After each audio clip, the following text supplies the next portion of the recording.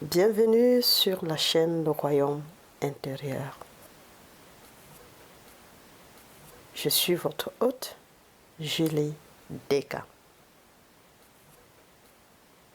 Aujourd'hui, je me retourne encore une nouvelle fois, toujours très émerveillée, vers Neville Goddard pour vous présenter un de ces merveilleux enseignements sur la repentance qu'il a donné le 28 février 1972.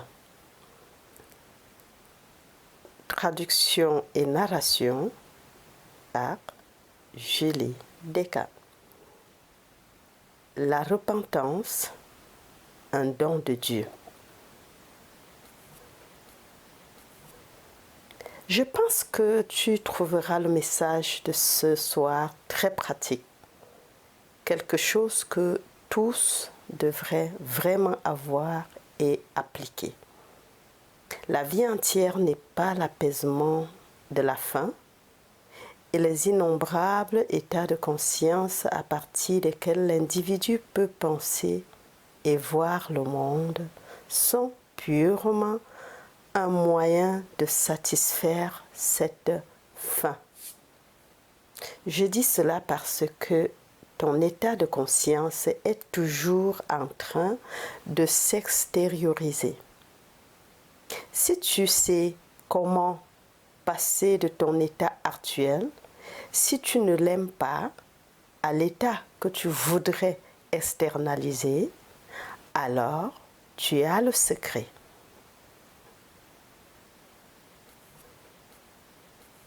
C'est ce que j'essaye de te dire ce soir, car il n'y a que des états de conscience poussés vers l'extérieur. Tout dans ce monde et tous sont contenus dans l'individu.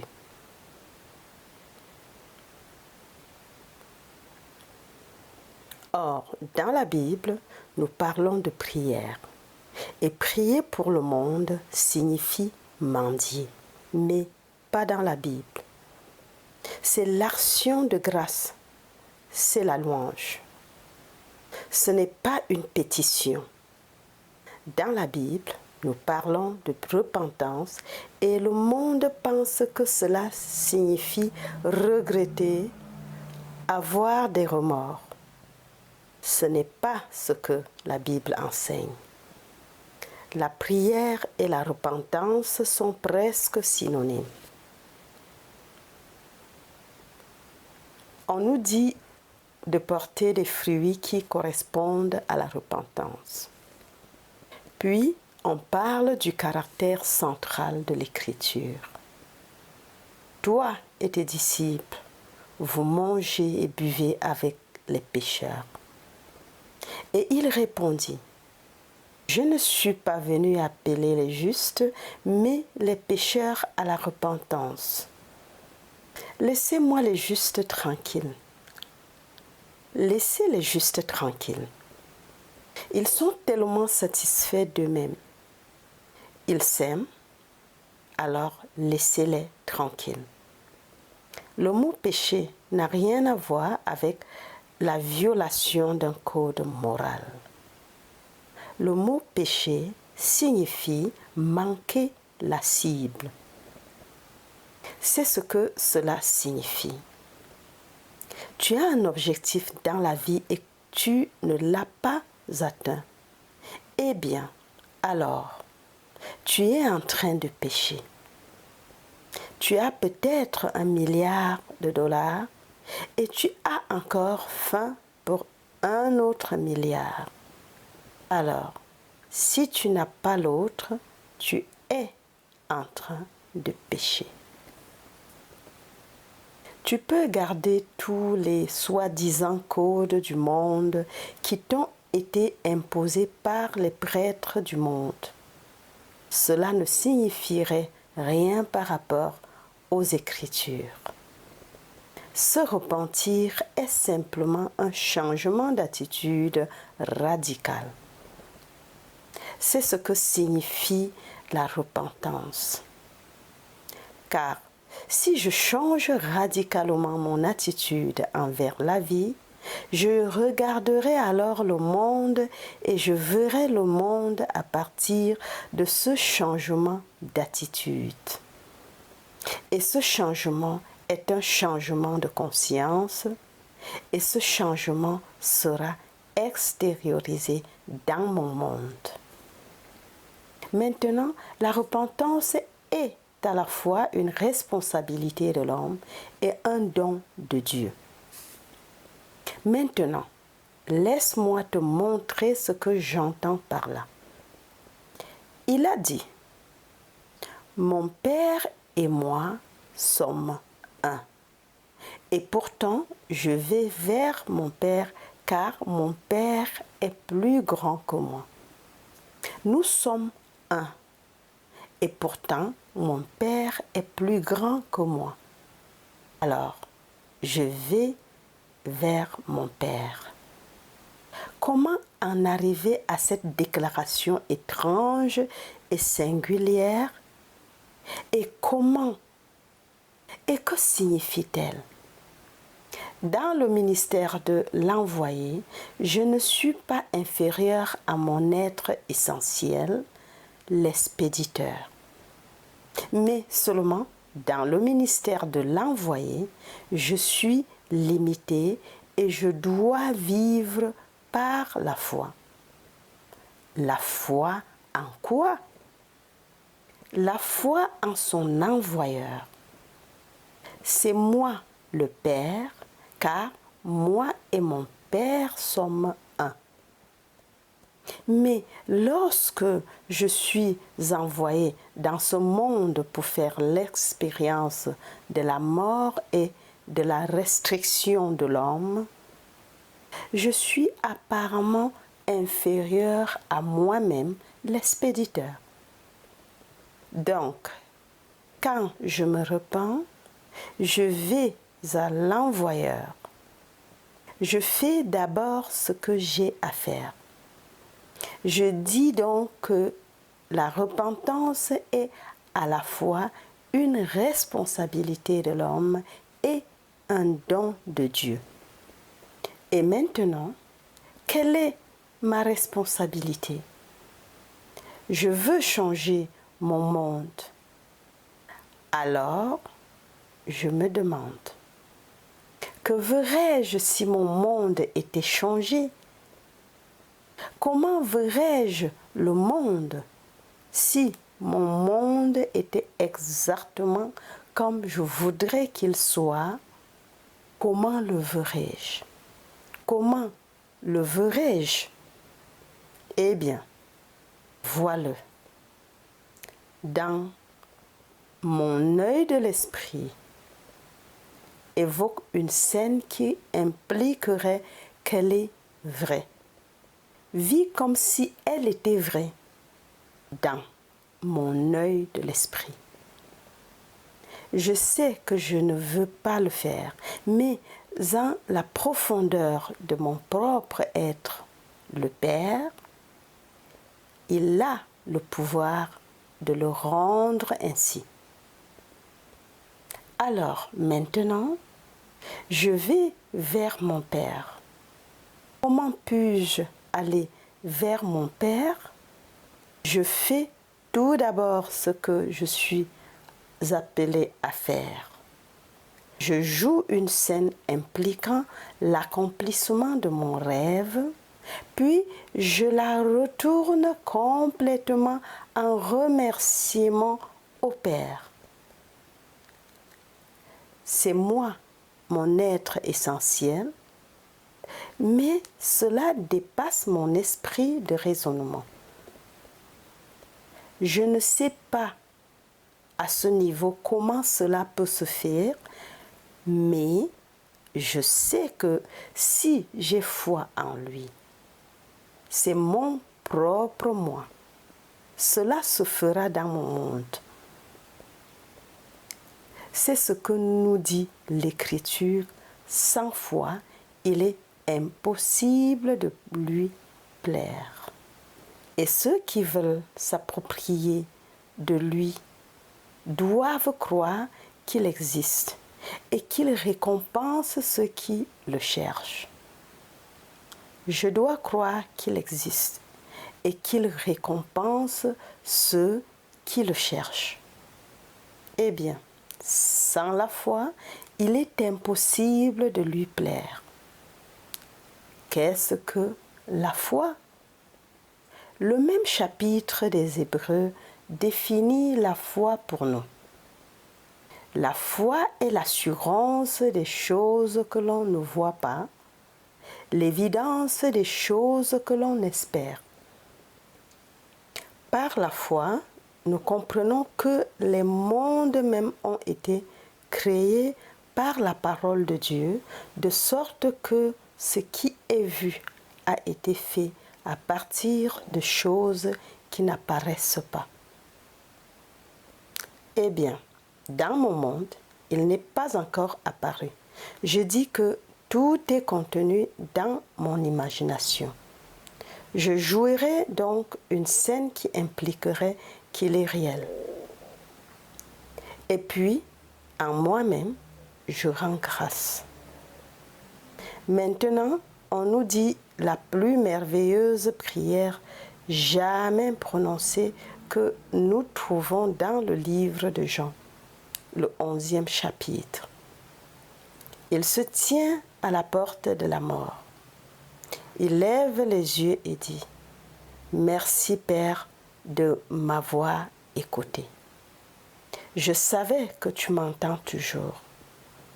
Je ne peux pas nier que la profondeur de mon propre être entend ce que je fais, ce que je dis intérieurement. Alors, je peux vraiment dire « Père, merci ». Il a certainement entendu ce que j'ai dit. Eh bien, est-il maintenant soutenu par une déclaration des Écritures? Oui, toujours dans Jean, mais maintenant dans sa lettre, la première lettre, et dans celle-ci, il dit « Si nous croyons qu'il nous entend dans tout ce que nous lui demandons, nous savons que nous avons déjà obtenu la demande qui lui a été faite. Si je peux simplement supporter que je suis l'homme que je voudrais être, eh bien, certainement que la profondeur de mon être a vu cette supposition, il a entendu. Eh bien, puis-je vraiment croire que c'est tout ce que je dois faire?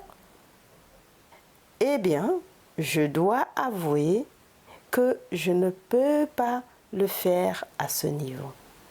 Je ne suis pas assez sage à ce niveau pour concevoir les moyens nécessaires à l'externalisation de ce que je suppose être.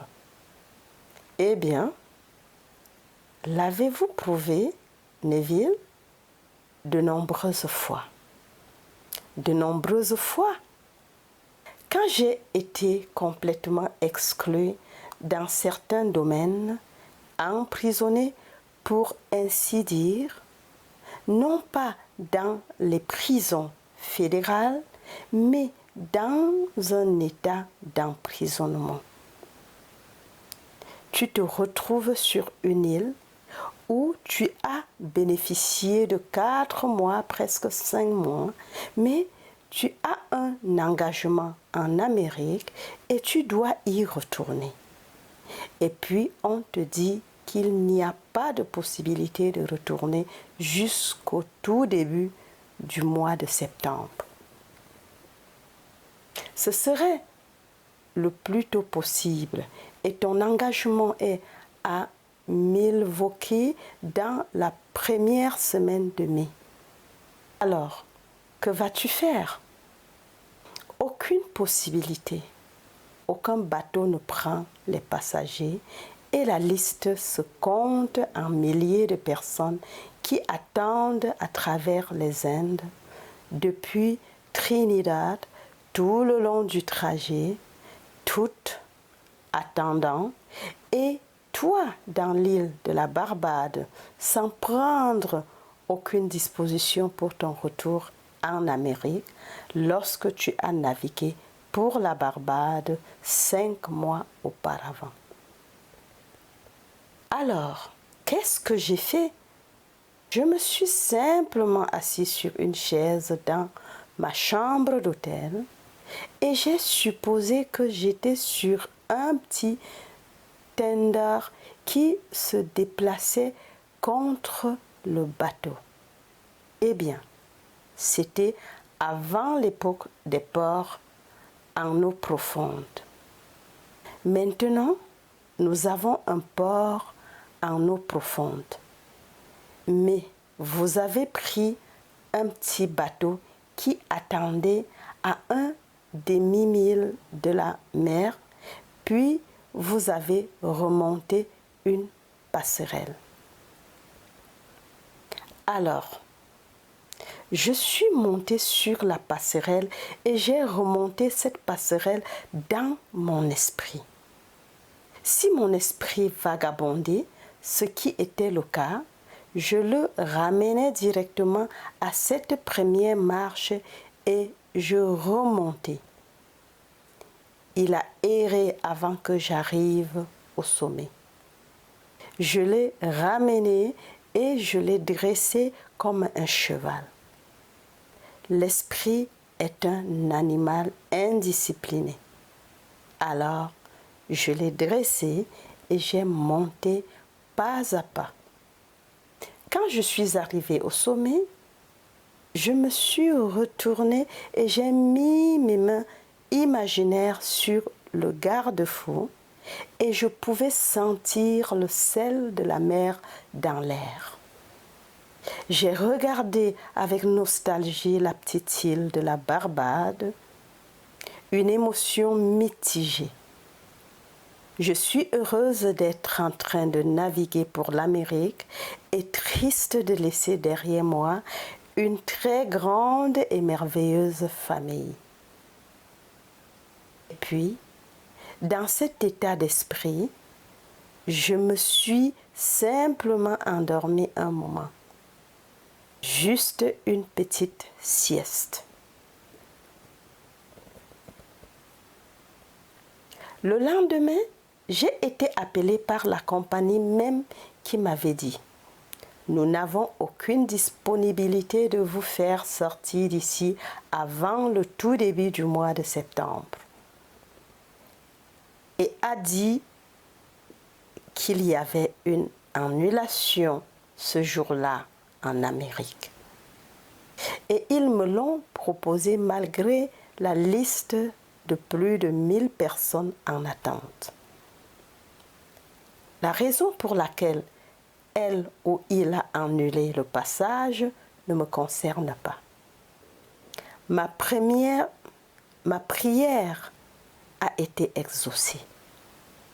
J'ai fait ce qu'on m'a demandé de faire car la repentance est un changement d'attitude radical.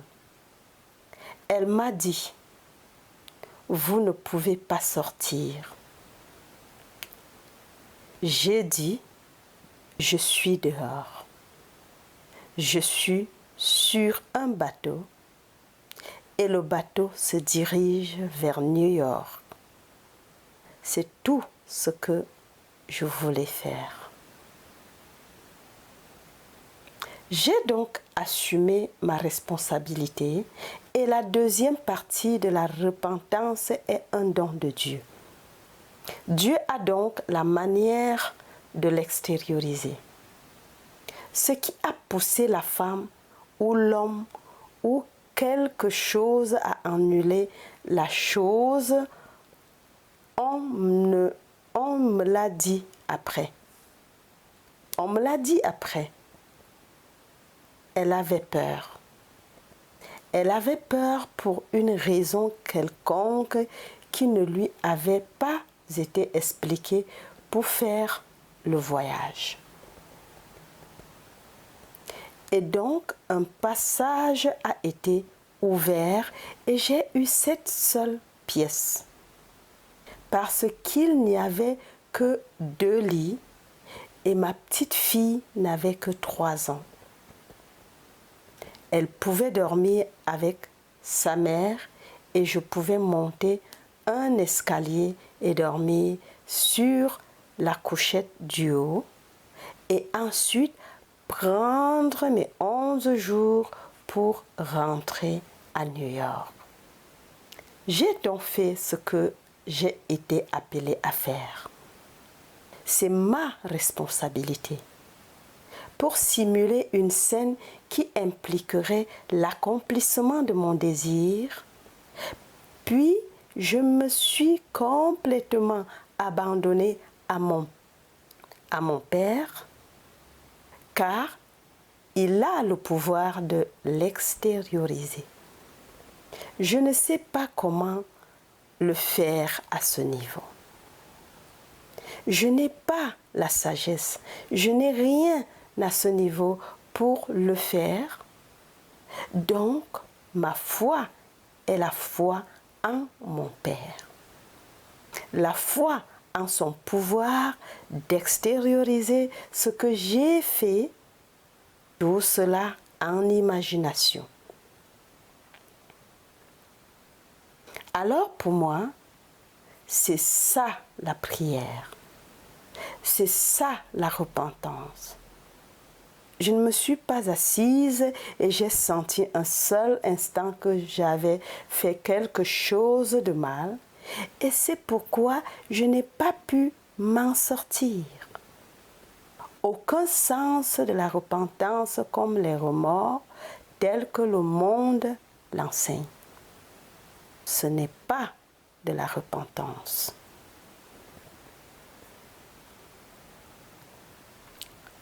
La repentance est simplement un changement radical d'attitude. C'est ce que le mot signifie. Métanoïa, mais radical, en allant jusqu'à la racine. Et vous changez d'attitude. Si je change d'attitude, j'ai changé mon état de conscience et comme tous les états de conscience s'extériorisent dans le monde, alors cet état s'extériorisera dans mon monde d'une manière que je ne connais pas. Car on nous dit, mes voix ne sont pas vos voix. Mes voix sont au-delà de la découverte. Faites-moi confiance. On nous dit donc que sans la foi, on ne peut pas plaire à Dieu. Si je veux venir à lui, je dois d'abord croire qu'il existe et qu'il récompense ceux qui le cherchent. Eh bien, je le cherche en projetant pour moi ce que je désire dans ce monde. Voilà donc ce que j'entends par prière. La prière est la tentative de communication avec Dieu. Voilà ce qu'est la prière. Comme nous le dit le 4e psaume, le 4e verset, communiez avec vos propres cœurs sur vos lits, puis taisez-vous. Communier avec qui? Je n'ai pas besoin de la médiation d'un prêtre, d'un rabbin ou d'un être céleste. Je communie avec moi-même. La profondeur de mon propre être est Dieu le Père. C'est mon être essentiel et il est un avec le mental apparemment appelé Neville, Julie Descartes. D'accord. La profondeur de mon propre être est Dieu le Père. C'est mon être essentiel et il est un avec le mental apparemment appelée Neville ou Julideca. Et dans la capacité de la fonction de l'envoyé appelé Neville ou Julideca, je suis inférieur à mon soi l'envoyeur, mais l'envoyeur et l'envoyé ne font qu'un. Toi et Dieu le Père êtes un. Mais dans le ministère de l'envoyé, tu es comme un ambassadeur. Tu ne parles pas avec la même autorité que celui qui t'a envoyé pour le représenter. Je me représente donc moi-même dans le monde de la mort, mais l'envoyé est plus grand que moi et pourtant, lui et moi sommes un. C'est ce que je tire des Écritures et c'est ce que je mets en pratique et c'est ce que j'essaye d'enseigner et de dire à tous ceux qui m'écoutent. Et c'est ce que j'essaye d'enseigner et de dire à tous ceux qui m'écouteront. Tu es Dieu le Père. C'est ce que tu es vraiment. Mais tu ne le sais pas encore. Le jour vient où tu vas le savoir et tu ne le sauras que lorsque son Fils apparaîtra devant toi. Jésus-Christ est le même hier, aujourd'hui et pour toujours. Eh bien, Jésus-Christ, ne le considérez pas comme un seul être dans le sens, comme un nom de famille. Jésus et Christ étant le nom de famille. Non. Non. Considérez-le comme un père et un fils. Le Christ est le Messie. C'est le Fils. Jésus est la même chose que Jéhovah. C'est le Père. Mais nous les mettons ensemble et nous disons Jésus-Christ. Nous pourrions donc dire mon Père et moi sommes un. Wow. Alors ici, considère-les simplement comme un. Oui, mais divisés pour un but dans ce monde. Alors, il s'envoie lui-même. Il envoie son Fils. Qui est son Fils? C'est lui qui va te le révéler en tant que Dieu le Père.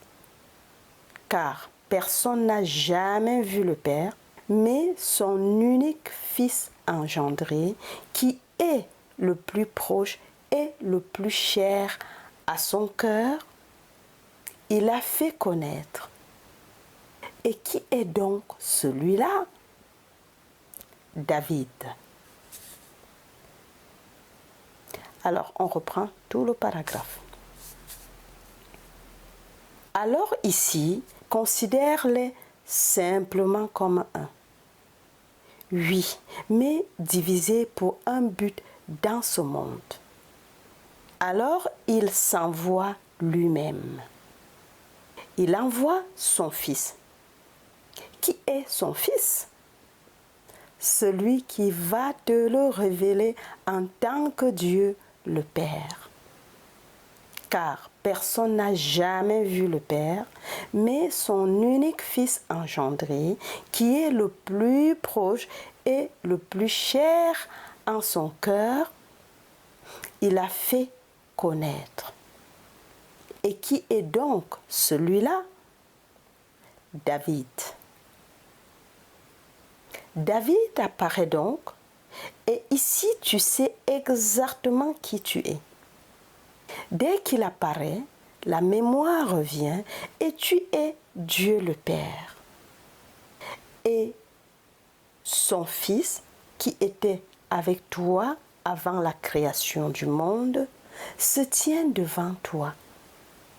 Ainsi, Jésus-Christ est le même hier, aujourd'hui et pour toujours, comme tu le lis dans le 13e chapitre des Hébreux. Le même pour toujours. Ceci est contenu dans l'esprit de l'homme. C'est ce que nous voulons dire dans le 3e chapitre de l'Ecclésiaste. Que Dieu a mis l'éternité dans l'esprit de l'homme afin que l'homme ne puisse pas découvrir ce que Dieu a fait du début à la fin. Qu'a-t-il fait? Il s'est mis ainsi que son Fils dans l'esprit même de l'homme. Et lorsque l'homme a terminé un voyage, eh bien, alors le secret est dévoilé. Le Fils apparaît et à la minute où le Fils apparaît, l'identité de l'individu apparaît, qu'il est Dieu le Père. Que cette relation était avant que le monde ne soit. Ainsi, tout le monde dans ce monde est destiné à s'éveiller un jour en tant que Dieu le Père et la relation est éternelle. Tu ne peux pas la changer. Ainsi, lorsque tu es appelé à te repentir, car l'histoire commence, le royaume de Dieu est à portée de main. Repens-toi et crois en l'Évangile.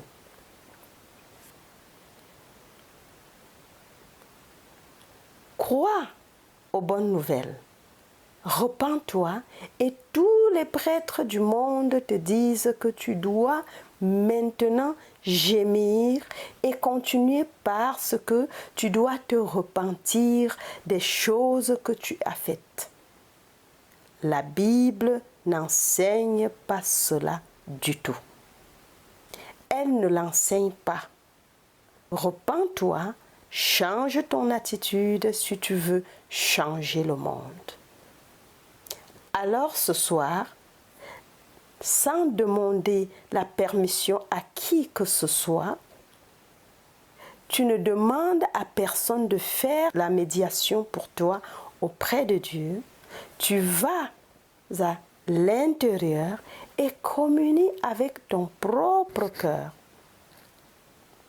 Comment serait le monde s'il était vrai que je suis déjà l'homme, la femme que j'aimerais être? À quoi ressemblerait-il? Alors, regarde-le et vois-le.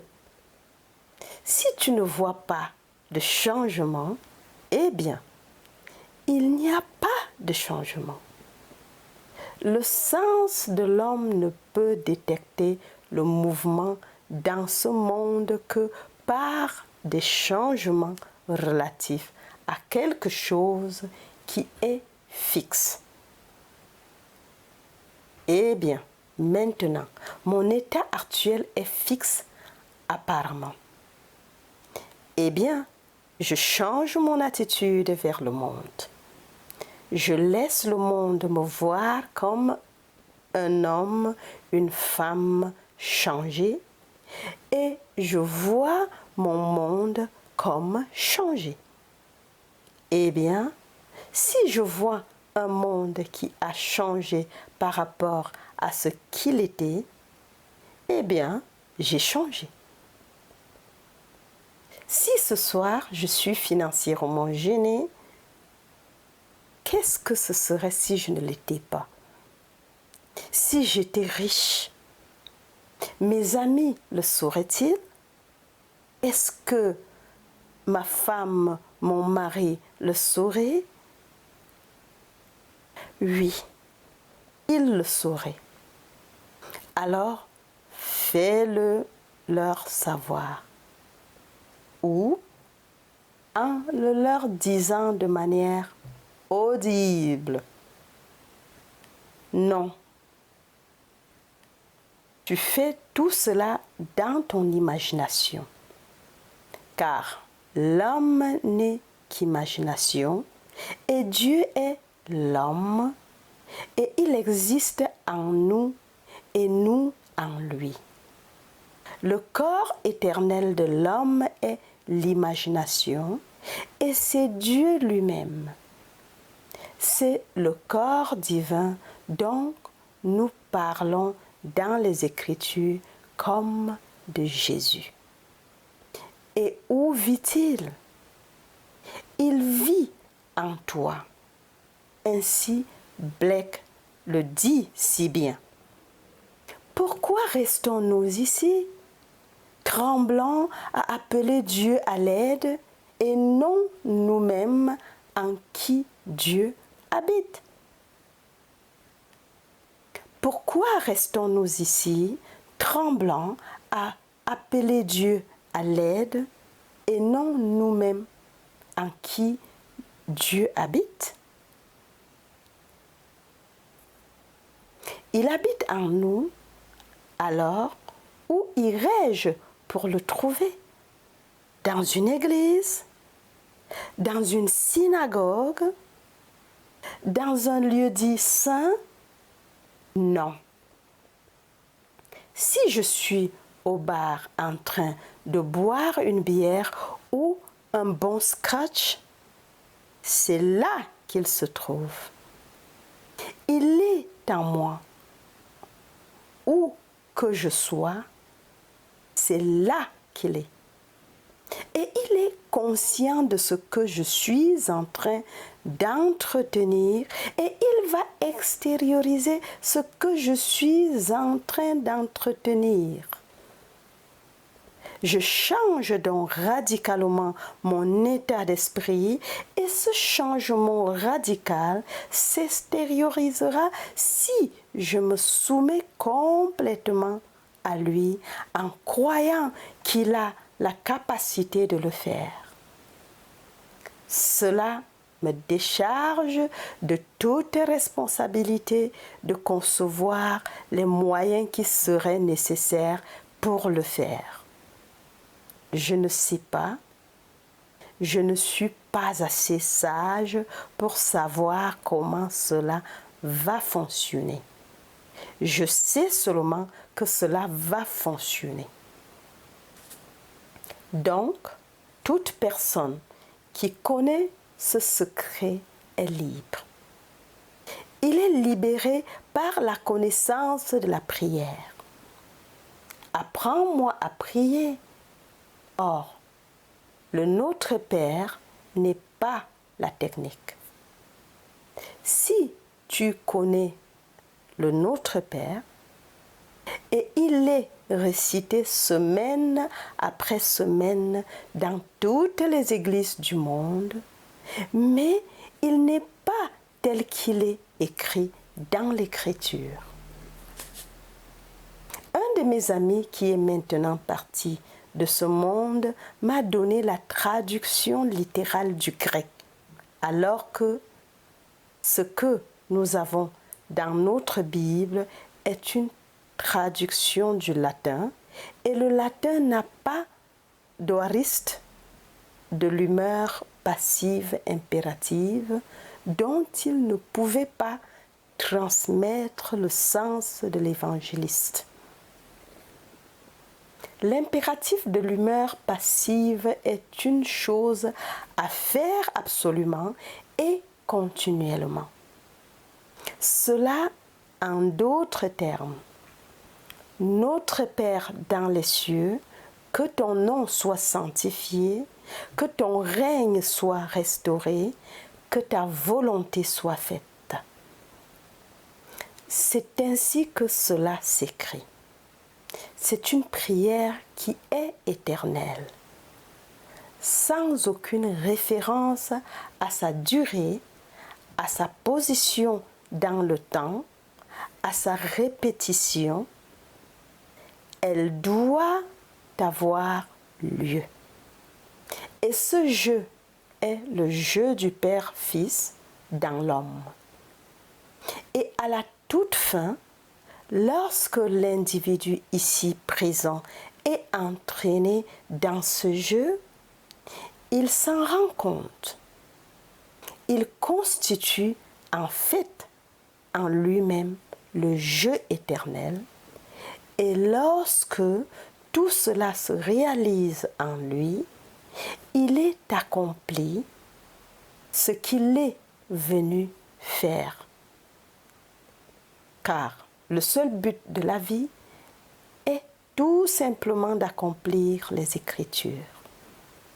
Mais alors que nous sommes ici dans ce monde de larmes, dans ce monde de mort, nous nous sommes donné une loi par laquelle nous pouvons amortir les coups inévitables. Car tu te mets dans un état bien souvent involontairement et tu ne sais pas que tu es dans cet état jusqu'à ce que tu le vois s'extérioriser et tu n'aimes pas ce qui est extériorisé. Ne demeure pas dans cet état et ne te vautre pas. Sors de cet état. Ne condamne personne pour cela. Ne juge personne.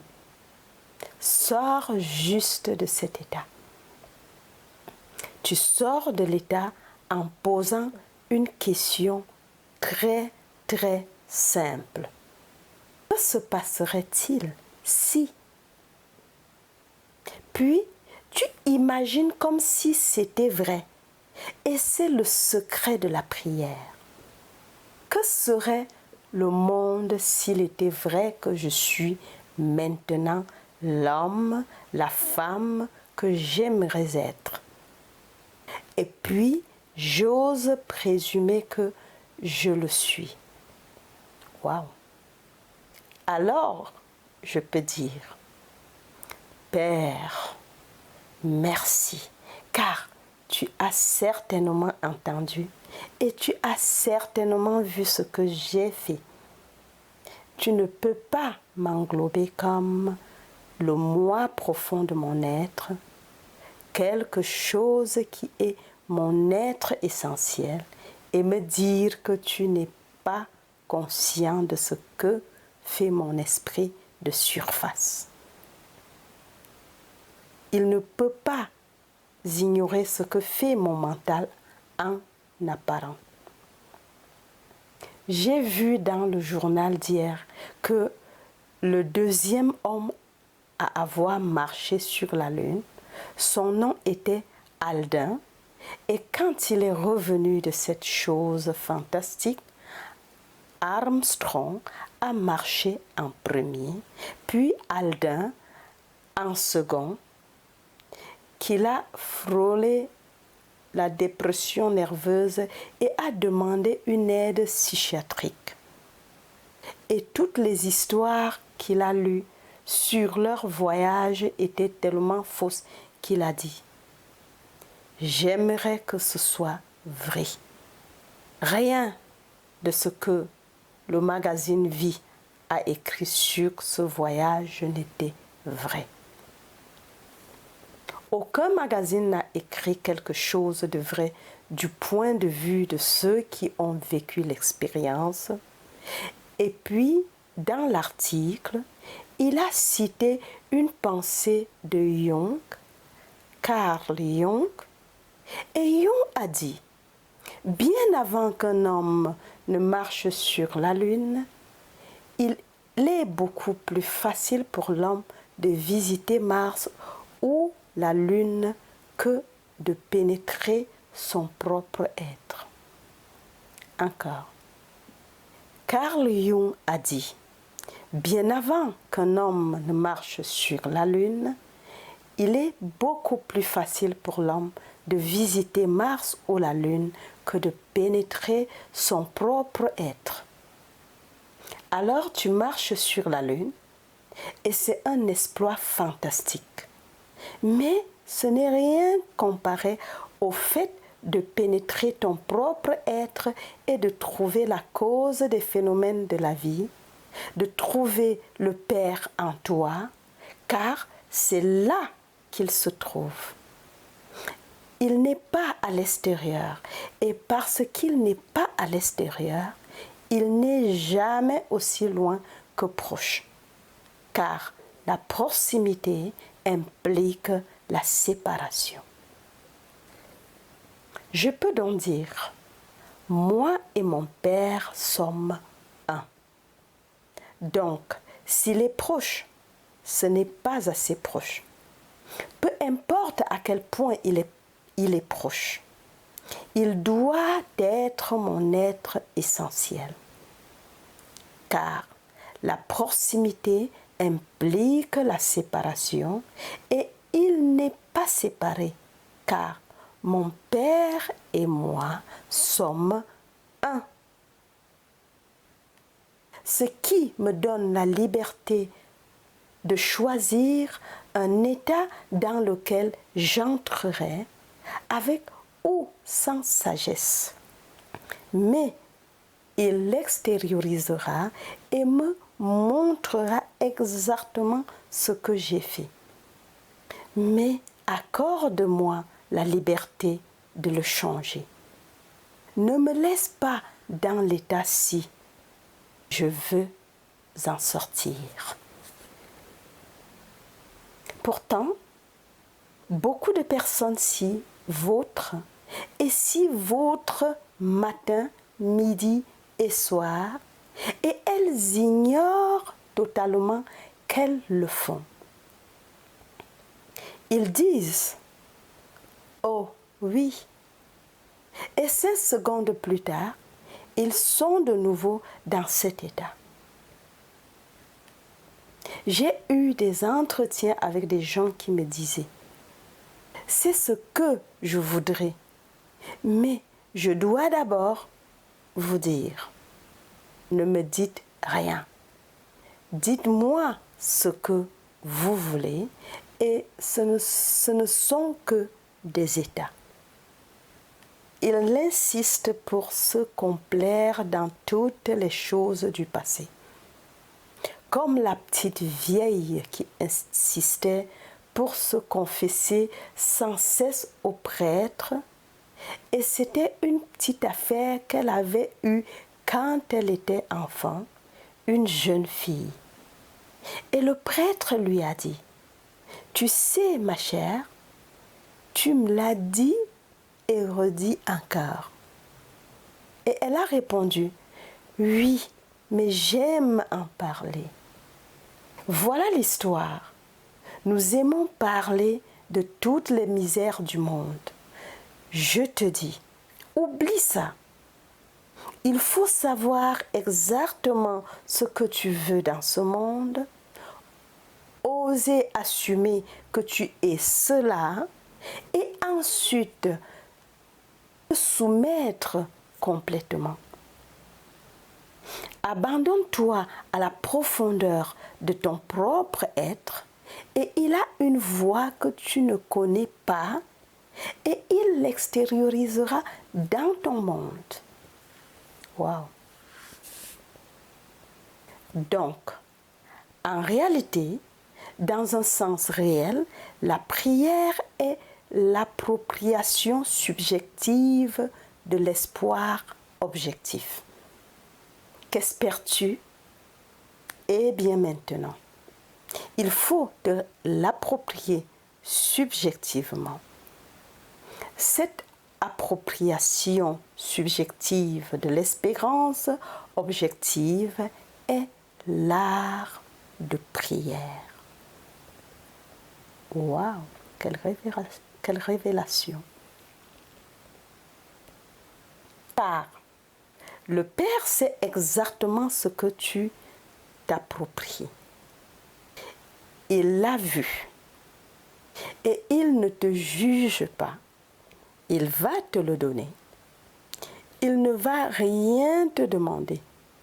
Il va te donner exactement ce que tu t'es approprié. Je me suis donc approprié un voyage lorsqu'on m'a dit que tu ne peux pas quitter cette île pendant des mois et des mois. Et j'ai gardé mon rendez-vous à Milwaukee. Je suis arrivée à New York la première semaine de mai et je me suis envolée pour Milwaukee et là, j'ai gardé ma date. Donc, la même chose est vraie pour tout le monde dans ce monde.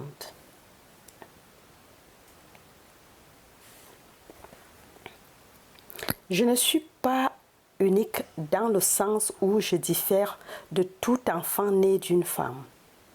Tu es unique et je suis unique dans le sens où nous ne pouvons pas être dupliqués.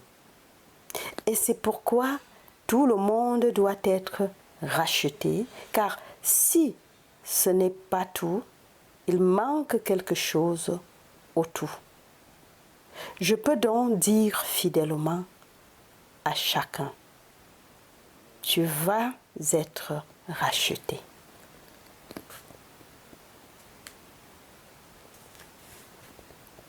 Tu veux traverser l'enfer avant de te réveiller, tu seras quand même sauvé.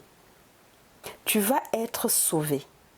Tout le monde, parce que le tout fait l'un, l'unique. Ça, c'est Dieu. Mais pourquoi attendre? Et pourquoi avoir plus de blocages et plus de coups dans ce monde alors que tu peux réellement apprendre ce que l'Écriture signifie vraiment par repentance? Et ne dis à personne que tu as compris un petit péché et maintenant ils doivent te donner quelque chose à faire pour que tu puisses te repentir. Oublie ces absurdités. Tout cela n'a pas de sens.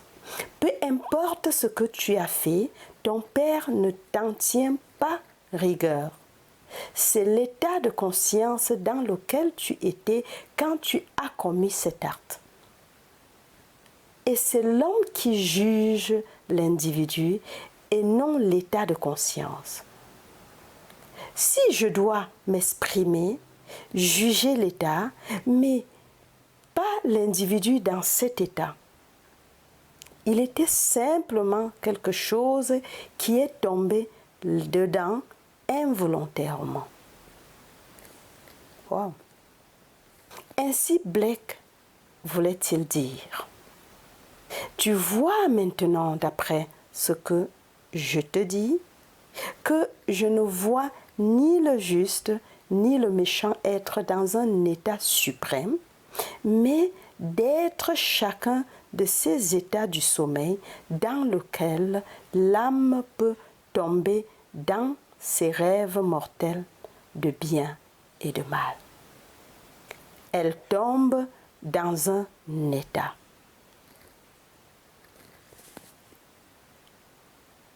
Alors, pourquoi condamner l'homme ou la femme pour l'état dans lequel il est tombé?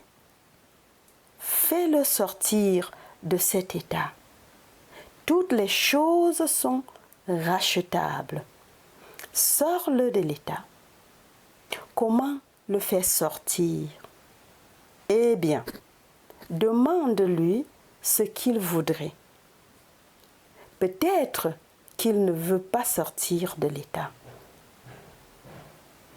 S'il veut sortir de cet état, tu lui demandes « Qu'est-ce que tu aimerais ?»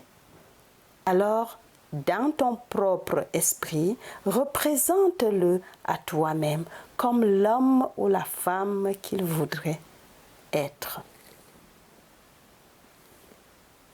Et ensuite, soumets-toi complètement à ton Père parce qu'il a le savoir-faire.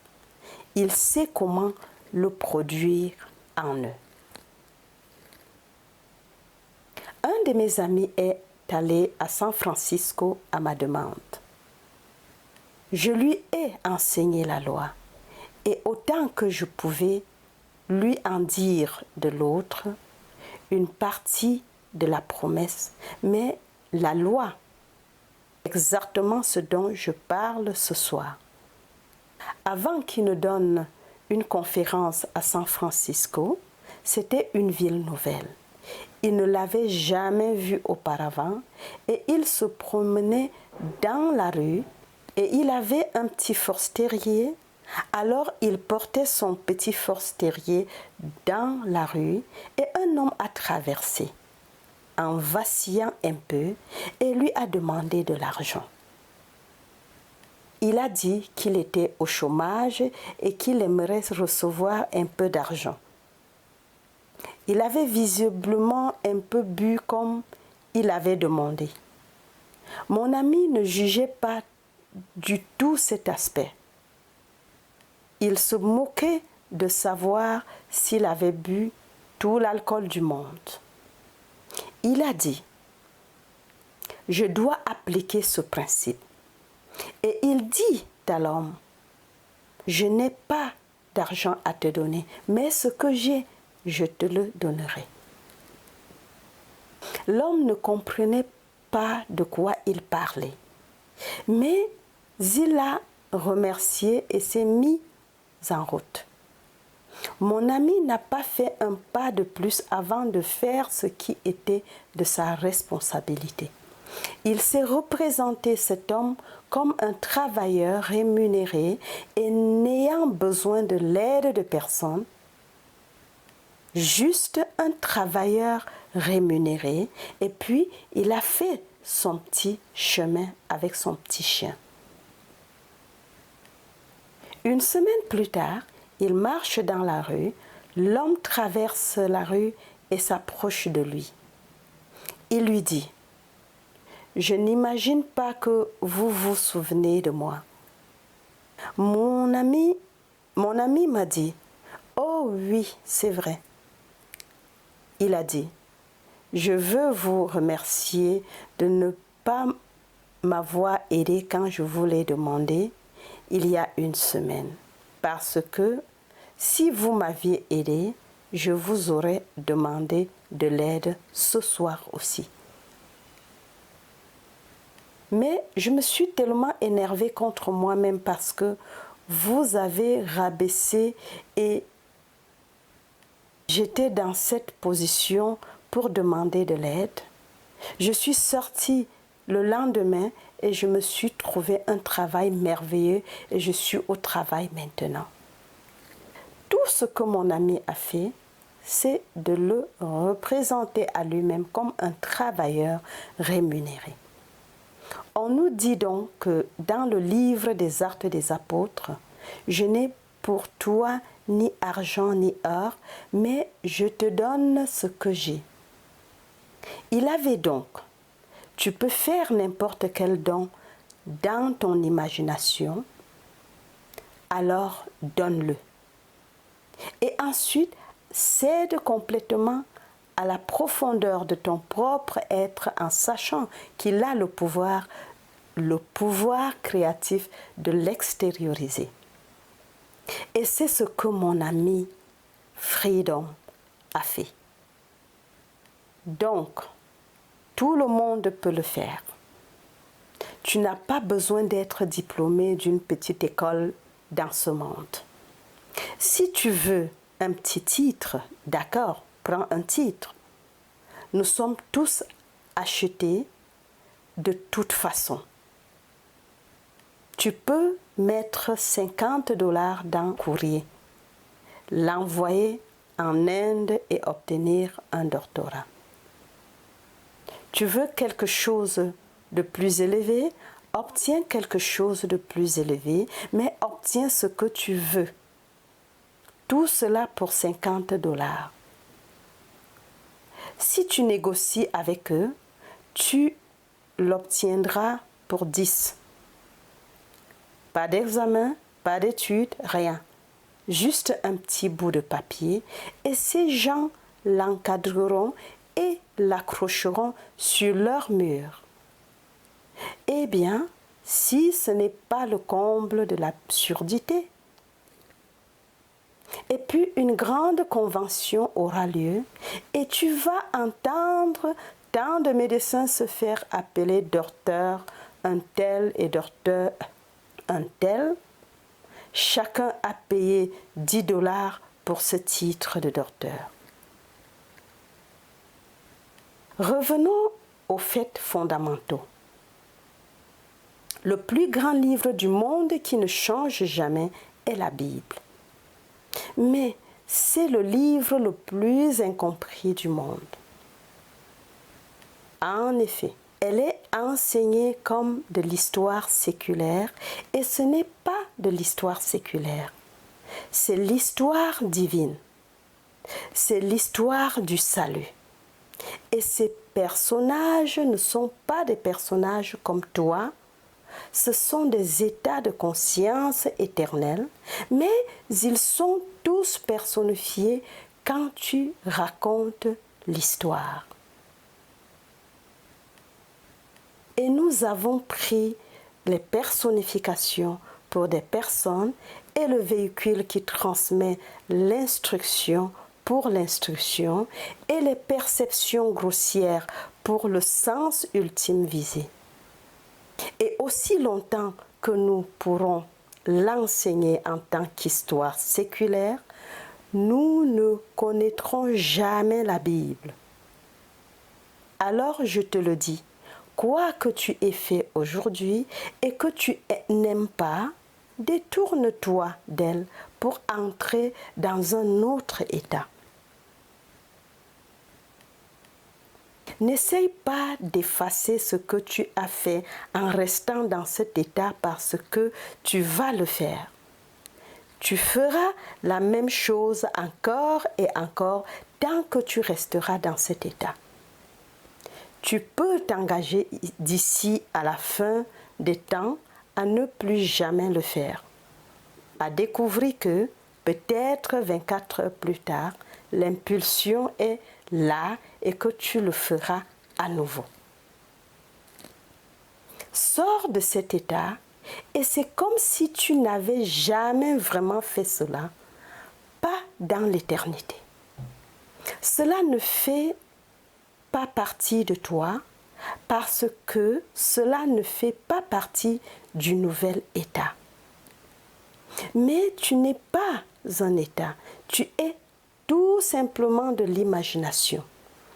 L'imagination n'est pas un état. Toutes ces autres choses sont des états, mais pas de l'imagination. C'est l'individu lui-même. C'est Dieu, ta propre imagination humaine est merveilleuse. C'est Dieu. Quand tu dis « je suis », c'est Dieu pour toujours et pour toujours. Waouh! Donc, mon nom est en lui. Parce que mon nom est en lui, où doit-il se tourner s'il veut trouver Dieu? Mais maintenant, sans la foi en Dieu, dans ta merveilleuse imagination humaine, tu ne peux pas lui plaire. Donc, quiconque vient à lui doit d'abord croire qu'il existe. Je dis, je n'ai pas à te demander si tu n'es pas conscient d'être. Tu es certainement conscient d'être. Eh bien, c'est dire « je suis ». Tu es conscient d'être. Eh bien, c'est dire « je le suis ». Tu sais donc que tu existes dans cette mesure. tu peux croire que cela meurt avec le corps physique.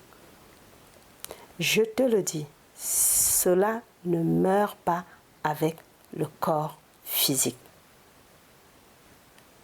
Tu as cru qu'un changement d'état est un changement dans le sens de la mort. Non, ce n'est pas le cas. L'individu passe d'un état à l'autre, mais les états restent permanents pour que tous les autres puissent y entrer. Je quitte dans cette ville de Los Angeles pour aller ailleurs, mais Los Angeles reste. Mais moi, la pèlerine, je passe à une autre chose. Et la pèlerine, c'est ma propre imagination humaine et merveilleuse. C'est mon moi immortel qui ne peut pas mourir. Et le pèlerin, c'est ta propre imagination humaine et merveilleuse. C'est ton moi immortel qui ne peut pas mourir. Tu ne peux pas aller à la mort éternelle dans ce qui ne peut pas mourir. C'est ton être immortel. Mais tu vas rester dans ce monde jusqu'à ce que tu découvres qui tu es. Et personne au monde ne peut te convaincre au point que tu doives être convaincu en dehors du Fils. Lorsque le Fils apparaît, toutes les disputes sont terminées. Dès que tu le vois, tu sais exactement qui tu es et tu sais que tu es Dieu le Père. C'est par le Fils que l'homme acquiert l'assurance qu'il est Dieu.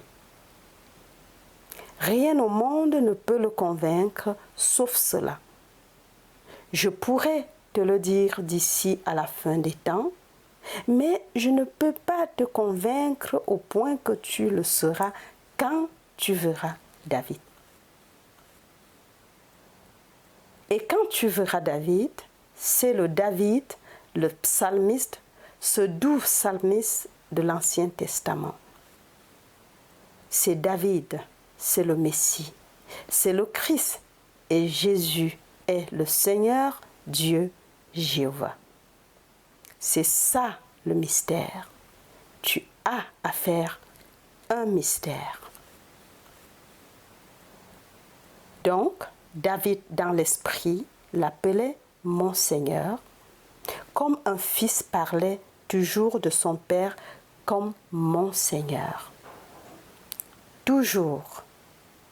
Tu ne le fais pas aujourd'hui, mais lorsque cela a été mis par écrit, les fils se référaient toujours à leur père comme mon Seigneur.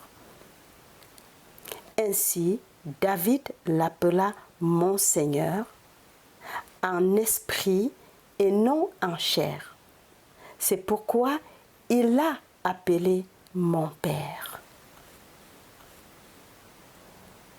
J'espère donc que tu prendras la chose au sérieux ce soir et que tu t'en rendras vraiment compte.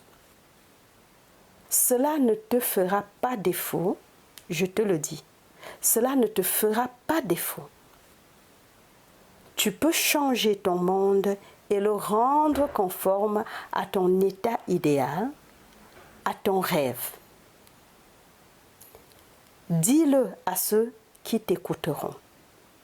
Beaucoup n'écouteront pas, mais cela n'a pas vraiment d'importance. S'ils n'écoutent pas, laisse-les tranquilles. N'essaye pas de les frapper sur la tête pour qu'il en soit ainsi. Mais je vais te dire, la croissance spirituelle est la transition progressive, je dirais, d'un Dieu de tradition à un Dieu d'expérience. Et donc, tu vas progressivement grandir et grandir et grandir.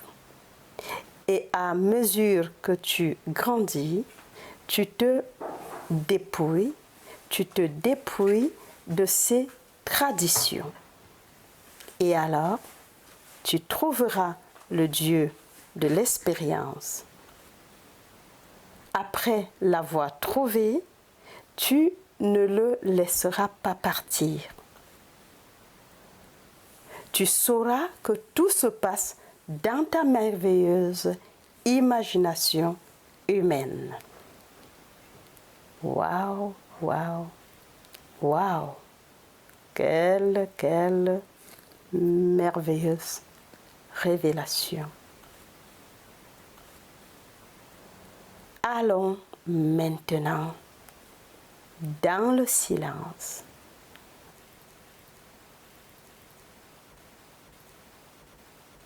Merci pour m'avoir écouté jusqu'à la fin. Merci également pour ton abonnement, ton like et ton commentaire constructif qui sont très encourageants.